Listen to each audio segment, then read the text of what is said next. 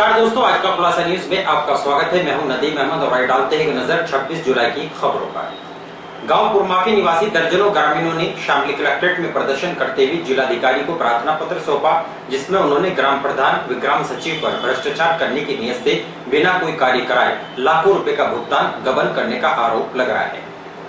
सोमवार को गांव पुरमाफी निवासी दर्जनों ग्रामीणों ने सोमवार को शामली कलेक्ट्रेट में प्रदर्शन करते हुए जिलाधिकारी जसजीत कौर को एक प्रार्थना पत्र सौंपा, जिसमें उन्होंने कहा कि गांव पुरमाफी के ग्राम प्रधान एवं सचिव द्वारा ग्राम पंचायत के खाते से विभिन्न व्यक्तियों के खाते में बिना कार्य कराए लाखों रुपए की नकदी ट्रांसफर कर दी गई है, जो गबन की श्रेणी में आती है। उन्होंने कहा कि ग्राम प्रधान व सचिव द्वारा गांव में जो सीसी सड़क की मरम्मत, नलकूपों में बोरिंग कार्य सहित अन्य काम दर्शाए गए हैं, वे कोई कार्य नहीं कराया गया। स्कूलों में भी कोई कार्य नहीं हुआ। मिट्टी के भराव से लेकर सड़क की नालियों तक का काम नहीं किया गया। इसके अलावा गांव में सैनिटाइजर छिड़काव को लेकर भुगतान निकाला गया है, जो गांव में सैनिटाइजर का छिड़काव नहीं कराया गया। उन्होंने पूरे मामले की जांच कराकर ग्राम प्रधान व सचिव के खिलाफ कार्रवाई कराए जाने की मांग की है। मांग ये है कि गांव में पंचायत सचिव और प्रधान ने मिलकर जो हेराफेरी करने का मामला सामने आया, पूरे गांव के सामने है। आज के अखबार में उन्होंने खुद भी आंग लिया कि भाई हमने काम नहीं किया, जबकि तथ्य साफ साफ बोल रहे कि उन लोगों ने इसमें बड़ा घोटाला कर कई अकाउंट में, पर्सनल खातों में उन लोगों ने पैसे भेजे हुए हैं। तो हम चाहे इस मामले की बिल्कुल सत्यता से निष्पक्ष जांच हो, और क्योंकि इस जिले की जिलाधिकारी बहुत ईमानदार और बहुत कर्मठ अधिकारी हैं, हमें उनके अलावा यहाँ इस जिले में किसी में विश्वास नहीं। अगर डीएम महोदया खुद इस मामले की जांच करें तो हम संतुष्ट हैं, नहीं तो हम संतुष्ट नहीं है। फिर हम उच्च स्तरीय मांग करने की मांग करेंगे, इसमें जांच उठाने की, और जहां तक भी इस मामले को लेके जाएंगे। लेकिन दिल्ली देहरादून हाईवे किसान संघर्ष समिति से जुड़े दर्जनों गांव के किसानों ने शामली कलेक्ट्रेट में प्रदर्शन करते हुए दिल्ली सहारनपुर देहरादून इकोनॉमिकल कॉरिडोर निर्माण के लिए की गई भूमि अधिग्रहण में कई अनियमितताओं को लेकर उप जिलाधिकारी को 11 सूत्रीय ज्ञापन देकर किसानों की समस्याओं का समाधान कराए जाने की मांग की है। कार्रवाई न कराए जाने पर साथ ही चेतावनी दी गई है कि भूमि अधिग्रहण से प्रभावित किसानों को मजबूरन आंदोलन करना पड़ेगा। सोमवार को दिल्ली देहरादून हाईवे किसान संघर्ष समिति से जुड़े जनपद के गाँव बाबरी, बंतीखेड़ा, भैसानी, इस्लामपुर, दुल्ला खेड़ी, भाजू, भिक्का माजरा, गुटराड़ा, चुनसा, गोगवान केडी, हसनपुर, लाख आदि दर्जनों गांवों के किसान कलेक्ट्रेट में भारी बारिश के बीच भी इकट्ठा हुए और दिल्ली देहरादून इकोनॉमिकल कॉरिडोर के निर्माण के लिए किसानों की अर्जित भूमि से प्रभावी किसानों की कुछ समस्याओं को अवगत कराते हुए एसडीएम शामली को ज्ञापन दिया, जिसमें उन्होंने बताया कि उक्त गाँव का प्रतिकड़ 2013 व 2015 के आधार पर ही दिया जाना बताया जा रहा है, जिससे समस्त किसानों का भारी नुकसान व हतल काफी होगी। सभी किसानों को नियमानुसार सर्किल रेट में वृद्धि करते हुए वर्तमान सर्किल रेट 2020-21 को निर्धारित करके उसी आधार पर समस्त काश्तकारों को प्रतिकर दिए जाने की मांग की गई। गांवों के ट्यूबवेल में फलदार और गैर फलदार वृक्ष और मकान का उचित रेट दिया जाना चाहिए। गांव की 3A और 3D आने के बाद प्रभावित किसानों द्वारा लगाई गई आपत्तियों पर सुनवाई कर निस्तारण कराया जाए। कई गांवों में नहरी संचालित क्षेत्र हैं, जो नालियों की व्यवस्था भी कराई जाए। जनपद एनसीआर में आता है। इसके मद्देनजर प्रभावित किसानों को प्रतिकर की राशि एनसीआर के आधार पर ही दी जानी चाहिए। प्रभावित किसानों की अधिग्रहण होने वाली भूमि पर वर्तमान फसल का उचित मुआवजा दिया जाए। जिन किसानों की भूमि हाईवे के दोनों तरफ आती है, उनको अलग से बढ़ाकर प्रतिकर दिया जाए। अधिग्रहण की अब तक की पूरी प्रक्रिया में किसानों को डीपीआर एवं अवार्ड की नहीं दिखाया गया, जो पूरी प्रक्रिया को पारदर्शिता के साथ आगे बढ़ाना चाहिए। अधिग्रहण भूमि से प्रभावित किसानों ने साथ ही चेतावनी दी है कि यदि इन मांगों पर कार्रवाई नहीं होती तो मजबूरन किसानों को आंदोलन का रास्ता इख्तियार करना पड़ेगा। युवा रालोद के क्षेत्रीय अध्यक्ष परमेंद्र सिंह तोमर ने कहा कि भाजपा के चुनाव हथकंडों का मुकाबला जनता कर देती है, जिसका जीता जागता प्रमाण पश्चिम बंगाल में भाजपा की हार कराकर जनता ने जवाब दिया है। उन्होंने कहा कि रालोद विकास और महंगाई, बेरोजगारी के मुद्दों को लेकर जनता के बीच जा रही है और अन्य दलों के नेता रालोद में शामिल होकर परिवार को बढ़ा रहे हैं, जिसका लाभ आने वाले समय में देखने को मिलेगा। युवा रालोद के क्षेत्रीय अध्यक्ष परमेंद्र सिंह तोमर सोमवार को शामली में आयोजित रालोद के युवा संवाद एवं सदस्यता अभियान कार्यक्रम के दौरान पत्रकारों से बातचीत कर रहे थे। उन्होंने कहा कि पूरे देश में सबसे बड़ा मुद्दा किसान आंदोलन का चल रहा है। डीजल पेट्रोल की आसमान छूती कीमतें, बढ़ती महंगाई, बेरोजगारी, अस्पतालों में ऑक्सीजन के बिना हुई लोगों की मौत पूरे देश ने देखी है। भारत के इतिहास में ऐसा पहली बार हुआ है कि नदियों व गंगा में मृत लोगों के शव बहते हुए दिखाई दिए, लेकिन प्रदेश की जनता रालोद की तरफ झुकाव करते हुए युवा बदलाव का प्रयास करना चाहता है। प्रत्येक वर्ग का नौजवान, गरीब, मजदूर सब एक साथ कंधे से कंधा मिलाकर रालोद के साथ चलने के लिए तैयार हो चुका है। उन्होंने कहा कि रालोद जाति धर्म से उठकर विचारधारा वाली पार्टी है, जिसमें जातिवाद न जोड़कर सभी लोगों का सम्मान किया जाता है। जो लोग पार्टी की विचारधारा से प्रभावित है, वे रालोद में शामिल होते हुए परिवार को बढ़ाने का काम कर रहे हैं। एक सवाल के जवाब में उन्होंने कहा कि गठबंधन में टिकटों का आवंटन राष्ट्रीय अध्यक्ष जयंत चौधरी करेंगे, लेकिन संगठन के लोगों को भी नजरअंदाज नहीं किया जाएगा। देश में पहली बार किसान सड़कों पर उतरकर आंदोलन कर रहा है, लेकिन भाजपा संवेदना भी व्यक्त नहीं कर रही। इससे बड़ी विडंबना किसानों के लिए कोई और हो नहीं सकती।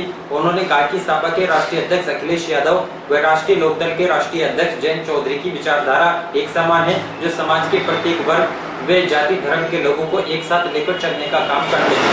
उन्होंने कहा कि भाजपा के चुनावी हथकंडों का मुकाबला जनता करेगी। पश्चिमी बंगाल की जनता ने भाजपा के हथकंडों को दरकिनार करते हुए भाजपा को करारी चोट दी है। ऐसी ही चोट देने के लिए पूरे भारत में एक लहर चल रही है। शहर के हरिद्वार गंगा स्नान करने गए 4 युवकों को हर की पौड़ी से उत्तराखंड पुलिस ने पकड़कर क्वारंटाइन कर दिया है। युवकों के खिलाफ कोरोना महामारी अधिनियम की धाराओं में मुकदमा भी दर्ज कराया गया है। परिजन घटना की जानकारी लेने के लिए हरिद्वार रवाना हो गए हैं। इस बार सावन मास में उत्तराखंड सरकार द्वारा कांवड़ यात्रा को पूरी तरह से प्रतिबंधित किया गया है, लेकिन इसके बावजूद भी भोले के भक्त सावन मास में हरिद्वार जाने का मौका नहीं चूकना चाहते। बताया जाता है कि शहर के मोहल्ला आर्यपुरी निवासी पंकज पुत्र राजेंद्र, मोहित पुत्र कमल, शिव गुप्ता कॉलोनी निवासी सचिन पुत्र राजपाल, मंगा पुत्र पवन बाइकों पर सवार होकर हरिद्वार गंगा स्नान करने के लिए गए थे। तभी हरिद्वार पुलिस द्वारा कोरोना अधिनियम का हवाला देते हुए 4 युवकों को पकड़ लिया, जिनको घूमता हुआ पाए जाने पर निकेतन में बनाए गए क्वारंटाइन सेंटर में 14 दिनों के लिए क्वारंटाइन कर दिया गया। उत्तराखंड की पुलिस ने युवकों के खिलाफ कोरोना महामारी अधिनियम के तहत मुकदमा दर्ज किया है। पुलिस द्वारा शामली निवासी परिजनों को घटना के बारे में जानकारी दी गई। बताया जाता है कि 4 युवक कावड़िया वस्त्र पहनकर गंगा स्नान कर रहे थे। परिजन युवकों की जानकारी लेने के लिए हरिद्वार के लिए भी रवाना हो गए हैं। शामली के हनुमान मोड़ स्थित वर्मा मार्केट के बाहर एक महिला द्वारा अपनी गाड़ी को बीच सड़क में खड़ी किए जाने से यातायात पूरी तरह से जाम हो गया। काफी देर बाद महिला के वापस आने पर कोतवाली प्रभारी ने महिला को जमकर खरी खोटी सुनाई। अन्य यात्री द्वारा भी गाड़ी को बीच सड़क में खड़ी किए जाने पर महिला को काफी बुरा भला कहा गया। वहीं पुलिस ने गैस सिलेंडर से भरे एक ट्रैक्टर ट्रॉली को भी यातायात में बाधक बनने पर चालक सहित हिरासत में लिया है। 2 दिन के लॉकडाउन के बाद सोमवार को बाजार खुलने पर वैसे ही यातायात प्रभावी रहता है। कई सड़कों पर वाहनों के ज्यादा आ जाने से जाम की स्थिति उत्पन्न हो जाती है। सोमवार को हनुमान मोड़ स्थित वर्मा मार्केट के बाहर एक बलेनो गाड़ी को महिला चालक बीच सड़क में खड़ी कर सामान खरीदने के लिए चली गई, जबकि गाड़ी में छोटी बच्ची को छोड़ गई। गाड़ी बीच सड़क में खड़ी होने से वाहनों के संचालन में सड़क के दोनों ओर वाहनों की लंबी लंबी कतारें लग गई। गाड़ियों में सवार लोगों ने गाड़ी हटाने के लिए शोर शराबा करना शुरू किया। मौके पर तैनात होमगार्ड भी गाड़ी मालिक को ढूंढने रहे, लेकिन वह नहीं मिला। सूचना पाकर कोतवाली प्रभारी पंकज कुमार त्यागी भारी पुलिस फोर्स को मौके पर लेकर पहुंचे और चालक की तलाश की। काफी देर बाद महिला चालक गाड़ी के पास पहुंची तो अन्य वाहन चालक महिला चालक को काफी बुरा भला कहने लगे। कोतवाली प्रभारी ने भी महिला चालक को बीच सड़क में गाड़ी खड़ी किए जाने को लेकर जमकर लताड़ लगाई और कार्रवाई करने की चेतावनी दी। महिला द्वारा माफी मांग लेने पर महिला को छोड़ दिया गया। इसी बीच स्टेट बैंक के बाहर यातायात को प्रभावित कर रही एक गैस सिलेंडरों से भरी ट्रैक्टर ट्रॉली को पुलिस ने पकड़ लिया और उसके चालक को भी हिरासत में ले लिया। किसान यूनियन के दर्जनों पदाधिकारियों ने देश के राष्ट्रपति को संबोधित एक ज्ञापन जिलाधिकारी को सौंपा, जिसमें उन्होंने मीडिया की स्वतंत्रता न छीनने और केंद्र सरकार द्वारा बनाए गए 3 कृषि कानूनों को वापस लिए जाने की मांग की। सोमवार को किसान यूनियन के अध्यक्ष सवित मलिक के नेतृत्व में दर्जनों किसानों ने देश के राष्ट्रपति को संबोधित एक ज्ञापन जिलाधिकारी जसजीत कौर को सौंपा, जिसमें उन्होंने कहा कि मीडिया की स्वतंत्रता को न छीना जाए, मीडिया को स्वतंत्र होकर कार्य करने दिया जाए। केंद्र सरकार द्वारा बनाए गए 3 कृषि कानूनों को तत्काल प्रभाव से वापस लिया जाए, आंदोलनकारी किसानों के मुकदमों को वापस लिया जाए, किसान आयोग का गठन हो, किसानों को अन्य पशुओं से निजात दी जाए, किसानों के बड़े बिजली के दरों को पुरानी दरों पर लागू किया जाए, 60 साल से ऊपर के किसान को पेंशन दी जाए। जिले के गांव फतेहपुर खेड़ी बैरागी निवासी दर्जनों ग्रामीणों ने पूर्व विधायक राव अब्दुल वारिस के साथ जिलाधिकारी को ज्ञापन देकर राष्ट्रीय राजमार्ग 709 एडी पानीपत खटीमा मार्ग पर स्थित गांव फतेहपुर व बत्ती खेड़ा को जोड़ने वाले संपर्क मार्ग के लिए अंडरपास बनवाए जाने की मांग की है। सोमवार को गांव फतेहपुर खेड़ी बैरागी की दर्जनों ग्रामीणों ने पूर्व विधायक राव अब्दुल वारिस के नेतृत्व में जिलाधिकारी जसजीत कौर से मुलाकात करते हुए एक प्रार्थना पत्र सौंपा, जिसमें उन्होंने कहा कि राष्ट्रीय राजमार्ग पानीपत खटीमा मार्ग पर गांव फतेहपुर के पास कोई भी अंडरपास निर्माण कार्य नहीं छोड़ा गया, जबकि यहां पर फतेहपुर बत्ती खेड़ा व खेड़ी बैरागी को जोड़ने वाला जनसंपर्क मार्ग है। फतेहपुर गांव के अधिकतर किसानों की कृषि भूमि राष्ट्रीय राजमार्ग के दूसरी ओर है। सभी किसानों को अपनी खेती के लिए प्रतिदिन जाना पड़ता है। हाईवे निर्माण के नियम के अनुसार प्रत्येक 2 किलोमीटर पर संपर्क मार्ग पर अंडरपास देने की व्यवस्था है। संपर्क मार्ग पर भी नियमानुसार कार्य करना जरूरी है, परंतु यहाँ पर अंडरपास कृष्णा नदी के पुल के पास एवं दूसरी ओर हाथी करोदा के पास अंडरपास दिया गया है।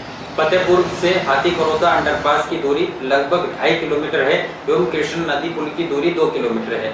उन्होंने अधिकारियों से सर्वे कराकर ग्रामवासियों व किसानों की समस्याओं का समाधान कराए जाने की मांग की है। देखिए, प्रकरण है जो 709 एडी राजमार्ग बन रहा है NH का, उसमें फतेहपुर गांव और बंती खेड़ा गांव के बीच में क्रॉस सेक्शन है, तो ना तो वहाँ अंडरपास है ना ही कोई कट दिया जा रहा है। उससे दिक्कत ये पैदा हो रही है कि जो गांववासी हैं आगे जब सड़क बन जाएगी तो रोड कैसे क्रॉस करेंगे।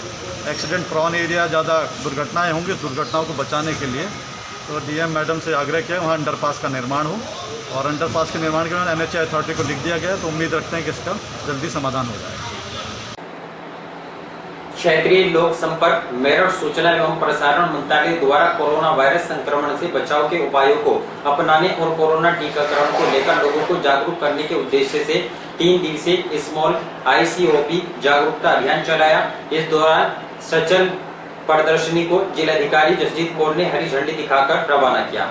सोमवार को क्षेत्रीय लोक संपर्क मेरठ सूचना एवं प्रसारण मंत्रालय द्वारा कोरोना वायरस संक्रमण से बचाव के उपायों को अपनाने और कोरोना टीकाकरण को लेकर लोगों को जागरूक करने के उद्देश्य से 26 जुलाई से 28 जुलाई तक अभियान चलाया जाएगा, जिसका शुभारंभ सोमवार को जिलाधिकारी जसजीत कौर ने सचल प्रदर्शनी को हरी झंडी दिखाकर किया। उन्होंने बताया कि इस अभियान के अंतर्गत लोगों को कोविड-19 महामारी से बचाव के उपाय, टीकाकरण और दवाई भी कड़ाई भी के संदेश के प्रति जागरूक करने के लिए सचल प्रदर्शनी माइकिंग, पैम्पलेट, स्टिकर और पोस्टर के माध्यम से ग्रामीण क्षेत्रों में शहरी क्षेत्रों में लोगों को जागरूक करेगी। 2 गज की दूरी के नियम का पालन करने, मास्क का प्रयोग करने और हाथों को बार-बार धोने और सैनिटाइज करने के प्रति भी लोगों को जागरूक किया जाएगा।